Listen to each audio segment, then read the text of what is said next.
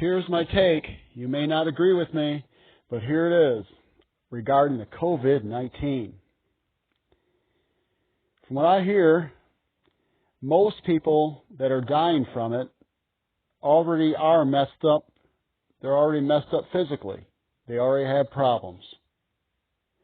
Most, if not all of them, already have physical problems in some way.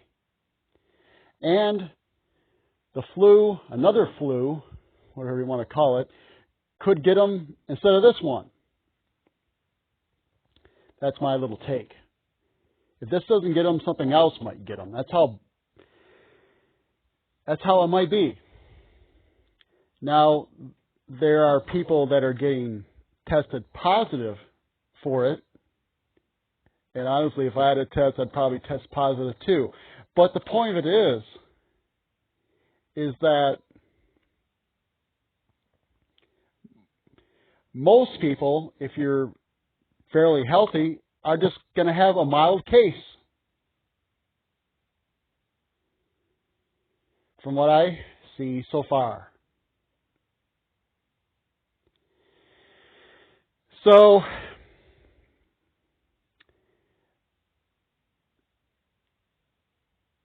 and apparently it seems to I don't understand it. There seems to be more of a need for ventilators more than normal. I guess for those who are already messed up, this virus likes to it gets right in on them or something. I guess it infects more people than usual. So therefore, more ventilators are needed for those who are bad off in the first place before the virus. Because if you increase the number of people that are infected by it, those who are bad off are going to be having, they're going to end up on respirators or ventilators. So I guess the best solution is that it's more contagious than a normal flu. So, but most of us who have a problem, who get it, will have mild or no real symptoms, and those who already have problems, they'll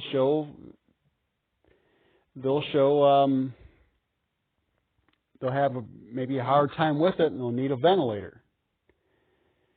So it will infect more people than normal, than a regular flu would.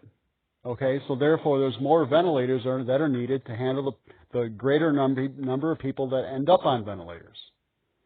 Okay? And I guess it will kill more, maybe, than the regular flu in the flu season, what the hell season that is, spring or something. They call it a flu season. Probably when the drug companies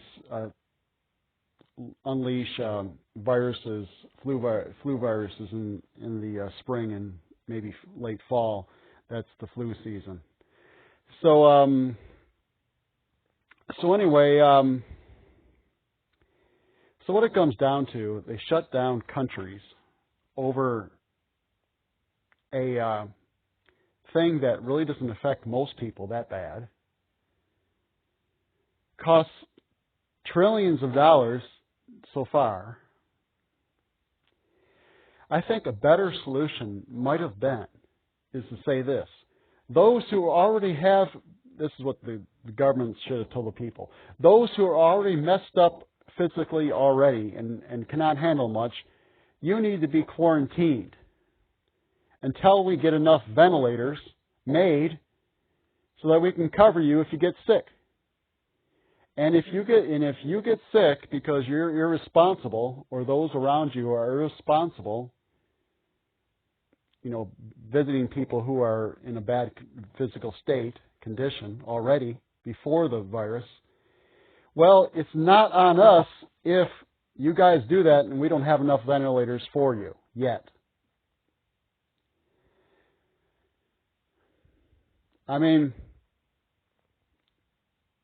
There's no perfect solution. One has to look at, has it created more harm these shutdowns than it has done good.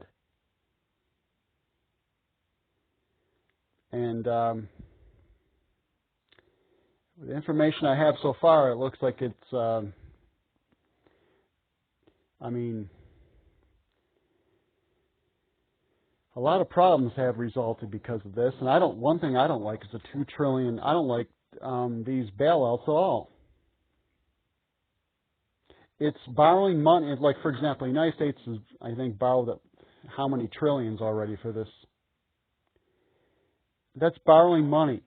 Not that it really, I guess, matters so much because they've already messed up the national debt already. It's way too high. They're not going to pay it back. So I guess $2+ trillion more is not going to hurt it. That it's going to ruin the money even worse, quicker. But the point of it is I think people,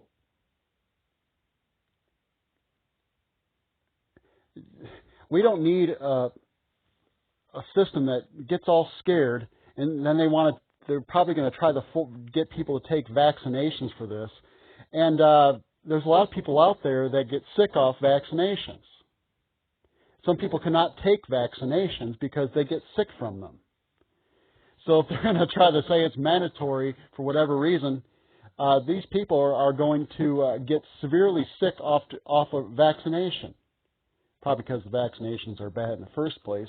Some might actually be helpful, but maybe. I'm not an expert at this, but I do know.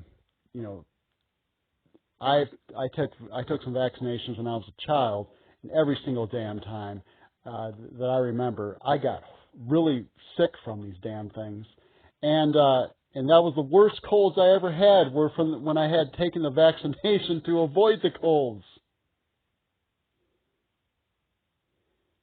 And and that was even when I was older too. I took a vaccination. I got a bad cold from the damn thing. I was fine prior. I have had a dog die from a vaccination too, and the vet said he was just getting older, and he didn't have much of resistance. He was only 10 years old, and this dog was healthy, and then he practically died within a week afterwards. I mean, it was a vaccination. It would give me a damn break. And I wasn't the one who got the dog to get the vaccination either, so because I don't bother with that. I had 2 dogs since that almost made it to 14 years old, and they never had a vaccination, and they would be out there licking fire hydrants and and other dogs' butts and stuff. So I don't think that would be a problem, eating things that are lying on the grass. So, food that's left on the grass or eating bones they find. I mean, so anyway, they just get the rabies shot and that's it. So anyway, that's my statement here, and I think it's a bunch of BS. I think it's all a scam to an extent. Beyond what I've seen so far, this is my analysis. And people are, let them buy all the damn toilet paper up, go into the stores and buy all the food up. That's great, because if we have let's say we have an alien attack within a month, alien attack by aliens, at least people will have food in their homes and stuff. Or something else happens, at least there'll be food in the homes instead of people having to run out then.